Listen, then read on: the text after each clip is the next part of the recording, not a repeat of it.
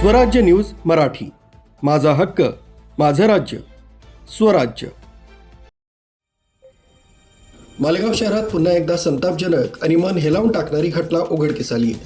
14 वर्षीय निरागस बालिकेचा विनयभंग केल्याप्रकरणी 54 वर्षीय आरोपीस पोलिसांनी अटक केली। हा प्रकार गिरणा धरण परिसरात घडलाय।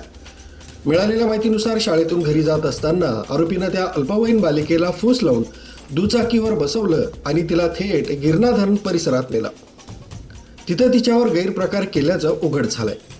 परिसरातील काही नागरिकांना हा संशयास्पद प्रकार जाणवताच त्यांनी तत्काळ धाव घेत आरोपीला पकडलं आणि पोलिसांच्या ताब्यात दिलंय। घटनेनंतर धास्तावलेल्या त्या बालिकेची वैद्यकीय तपासणी करण्यात आली। या प्रकरणी मालेगाव तालुका पोलीस ठाण्यात पोक्सो अंतर्गत गुन्हा दाखल करण्यात आलाय। दरम्यान शहरात अशा घटनांची मालिका वाढत असून आठवड्यातील हा 5वा प्रकार असल्यानं संतापाची लाट उसळली। नागरिकांकडून अशा अमानुष कृत्याला कठोरात कठोर शिक्षा झाली पाहिजे अशी जोरदार मागणी केली जाते। निरागस मुलींवरील वारंवार होणाऱ्या घटनांनी शहरातील पालक वर्गात भीतीचं वातावरण निर्माण झालंय।